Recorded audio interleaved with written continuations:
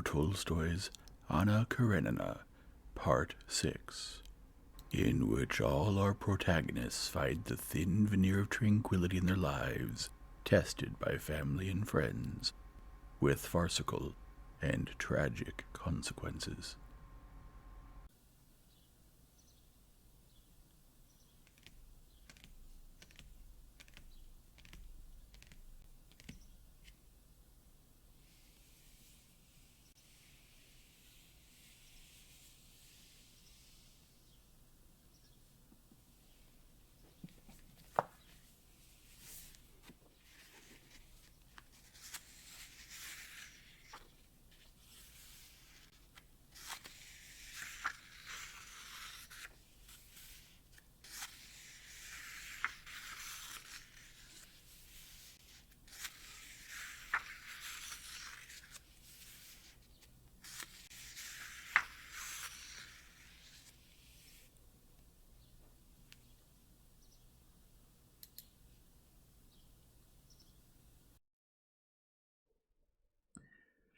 Chapter 14. The next day at 10 o'clock, having already made the round of the farm, Levin knocked at the door of Vasenka's bedroom. "Entrez," Veslowski called to him. "Excuse me, I've just finished my ablutions," he said, smiling, standing before him in nothing but his underwear. "Please don't be embarrassed." Levin sat down by the window. "Did you sleep well?" "Like a log. What a good day for hunting." "Yes. Will you take tea or coffee?" "Neither one. I'll wait for lunch. I'm ashamed, really. The ladies must be up already. It would be splendid to take a stroll around. You can show me your horses." After strolling in the garden, visiting the stables, and even doing some exercises together on the bars, Levin and his guest returned to the house and went into the drawing-room. "We had excellent hunting, and so many impressions," Veslowski said, going up to Kitty, who was sitting by the samovar. "It's a pity ladies are deprived of such pleasures." "Well, so what?" He has to find something to talk about with his hostess, Levin said to himself. Again it seemed to him that there was something in the smile and the victorious expression with which his guest had addressed Kitty. The princess, who was sitting at the other end of the table with Marya Vlasnievna and Stepan Arkadyevitch, called Levin over and started a conversation with him about moving to Moscow for Kitty's confinement and getting an apartment ready. As Levin had found all the preparations for the wedding unpleasant, insulting in their insignificance to the grandeur of what was taking place, so he found still more insulting the preparations for the future confinement, the date of which was somehow being counted out on their fingers. He tried all the time not to hear those conversations about the ways of swaddling the future baby, tried to turn away and not see some sort of mysterious, endless knitted strips, some sort of linen triangles to which Dolly attached some special significance, and so on. The event of his son's birth, he was sure it would be a son, which he had been promised, but in which he still could not believe, so extraordinary did it seem to him, appeared on the one hand as such an enormous and therefore impossible happiness, and on the other as such a mysterious event, that this imaginary knowledge of what was going to be, and consequently the preparation for it, as for something ordinary, done by these same people, seemed to him outrageous and humiliating.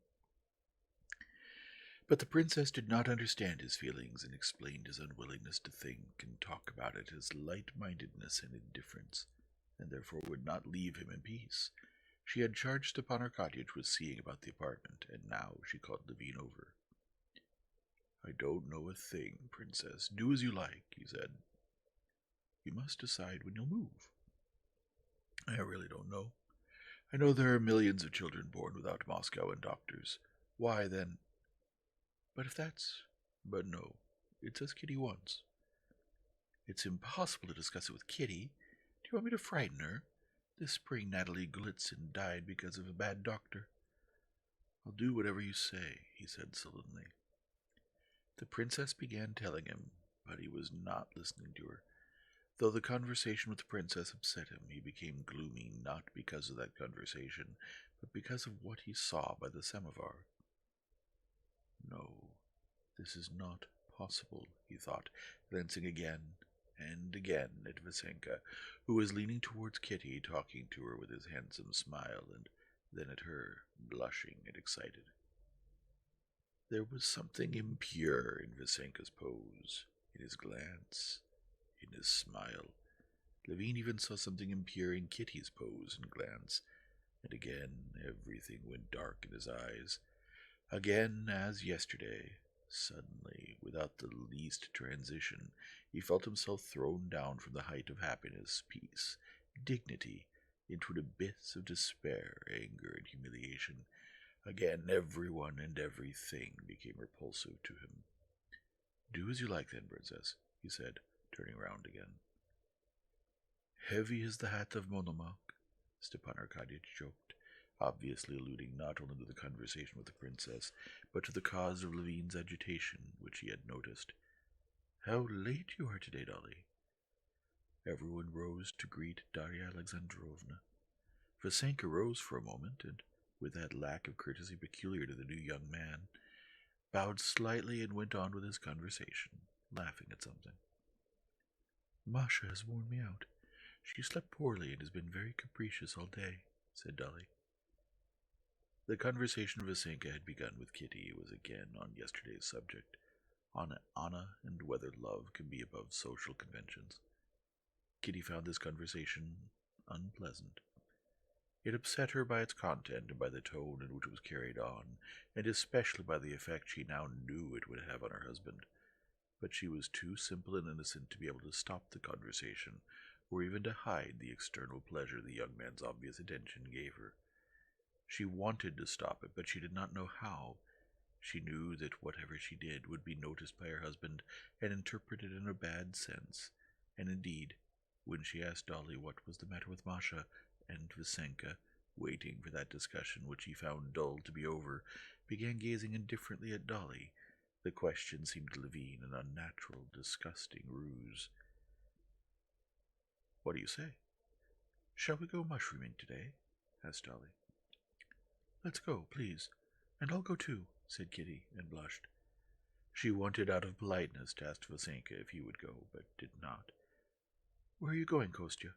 she asked her husband with a guilty look, as he walked past her with resolute strides. That guilty expression confirmed all her suspicions.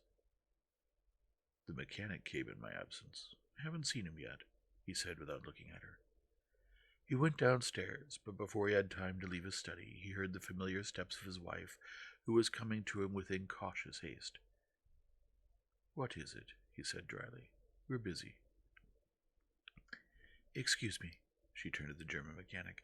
"I must say a few words to my husband." The German was going to leave, but Levine said, "Don't bother." "The train's at 3. asked the German. "I don't want to be late." Levine did not reply and stepped out of the room with his wife. "Well, what do you have to say to me?" he said in French. He was not looking in her face and did not want to see that she, in her condition, stood with her face all trembling and looked pitiful and crushed. I want to say that it's impossible to live this way, that it's a torture," she said. "There are people in the pantry here," he said, angry. "Kindly do not make a scene." "Let's go in here, then." They were standing in a passage. Kitty wanted to go into the neat room, but the governess was giving Tanya a lesson there. "Then let's go to the garden." In the garden they came upon a muzhik who was weeding the path, and no longer considering that the muzhik might see her, tear-stained, and his troubled face, not considering that they had the look of people fleeing some disaster, they went on with quick steps, feeling that they had to say everything and treasure each other, to be alone together and rid themselves of the suffering they were both experiencing. "It's impossible to live this way. It's torture. I'm suffering. You're suffering. Why?" she said when they finally reached a solitary bench at the corner of a linden alley. "But tell me yourself, was there something indecent, impure, humiliatingly terrible in his tone?" he said, standing before her again, fists on his chest in the same pose as the other night. "There was," she said in a trembling voice. "But don't you see, Kostya, that it's not my fault? All morning I wanted to get a certain tone, but these people, Why did he come? We were so happy," she said, choking with sobs that shook her whole filled-out body. The gardeners saw with surprise that, though no one had chased them, and there had been nothing to flee from, and though they could not have found anything especially joyful on that bench, they returned home past him with calmed, radiant faces.